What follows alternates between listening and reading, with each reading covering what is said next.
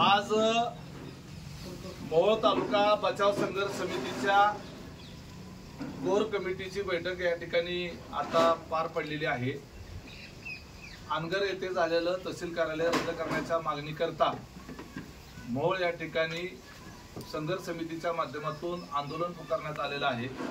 त्याच्यामध्ये सुरुवातीला धरणे आंदोलन झालं, मोहोळ बंद आंदोलन झालं। त्याच्यानंतर काही कार्यकर्त्यांनी त्या ठिकाणी स्वयंस्फूर्तीने वेगवेगळ्या माध्यमातून आंदोलन केलेले आहेत आणि या संदर्भातला विरोध प्रदर्शित केलेला आहे।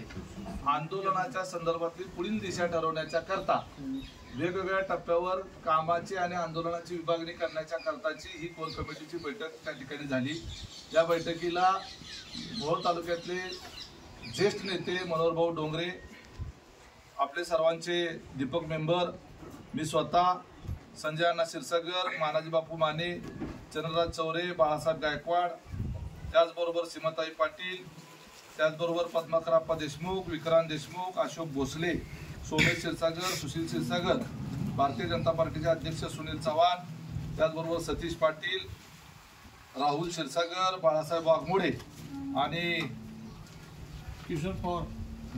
किशोरजी पवार, विकासजी वाघमारे, भीमरावजी वसेकर, काँग्रेस पक्षाचे प्रतिनिधी म्हणून विकासजी वाघमारे, हे सर्व वेगवेगळ्या पक्षाचे संघटनांचे प्रतिनिधी उपस्थित होते।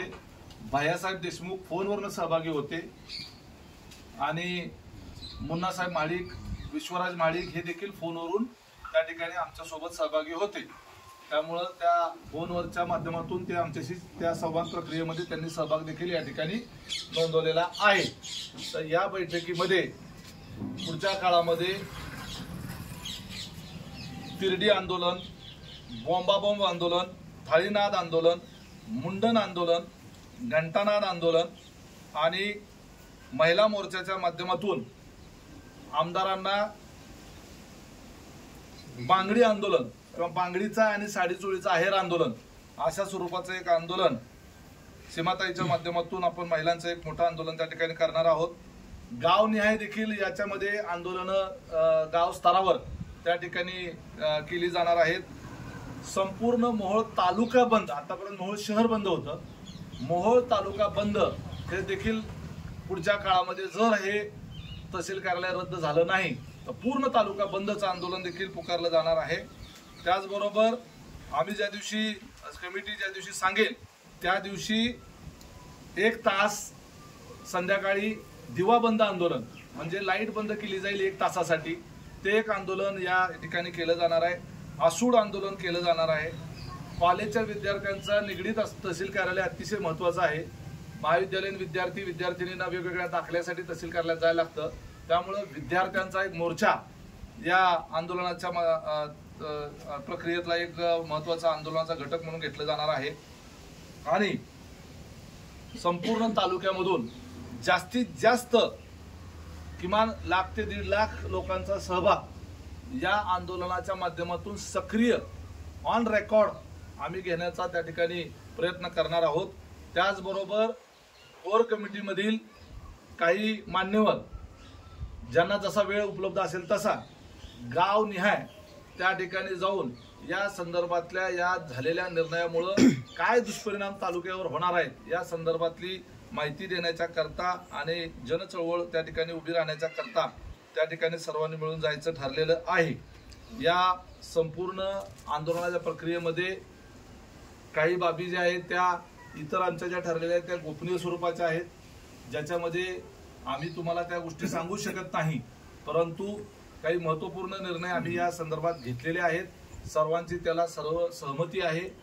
यानंतर जी काही कोर कमिटीची बैठक होणार आहे, आज जशी माझ्याकडे माझ्या इथं घरी झाली तशी वेगवेगळ्या ज्यांच्या इथं एक 20-25 जणांची बसायची व्यवस्था असेल, ते ठिकाण महत्त्वाचं नाही तर ती बैठक महत्त्वाची असणार आहे। त्या दृष्टिकोनातून तो एक निर्णय या ठिकाणी झालेला आहे।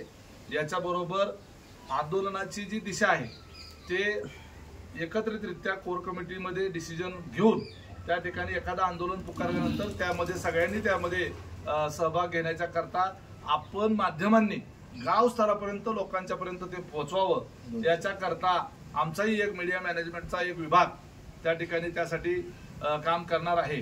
शिवाय 15 ऑगस्ट दिवशी देशाला स्वातंत्र्य ज्या दिवशी मिळालं, परंतु मोहोळ तालुका अर्थानं कागदोपत्री स्वतंत्र झाला, प्रत्यक्षामध्ये तो अजूनही पारतंत्र्यात असल्यासारखा आहे आणि अशामुळेच हे असे निर्णय होतात. त्यामुळं 15 ऑगस्टला मोहोळ तालुक्याचे आमदार यशवंत माने यांना झेंडा वंदनाला उपस्थित राहू न देण्याचा निर्णय कोर कमिटीनं घेतलेला आहे. कोर कमिटी जर त्यांनी इथं उपस्थित राहायचा प्रयत्न केला तर त्यांचा निषेध लोकशाही मार्गानं, कायदेशीर मार्गाने आम्ही करणार आहोत. प्रशासनाला देखील आम्ही कळवलेलं आहे की उपोषणाचा दिवस जसा जसा वाढत जाईल तसं तसं आंदोलन संवेदनशील होत जाईल, कायदा आणि सुव्यवस्थेचे प्रश्न निर्माण होतील. त्यामुळं आम्ही जिल्हाधिकाऱ्यांच्याकडे अशी मागणी केलेली आहे कोर कमिटीच्या वतीनं की लवकरात लवकर मोहोळ तालुका बचाव संघर्ष समितीचा आणि महाराष्ट्र शासनाचा संवाद आमचा प्रस्थापित करून द्यावा.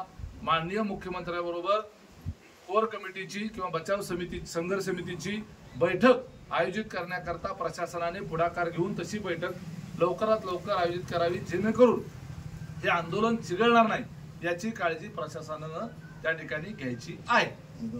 हा दीपक मेंबर 2 मिनिट. दुसरं असं तुमच्या माहितीसाठी ह्या आंदोलनाची ज्या दिवशी सुरुवात झाली,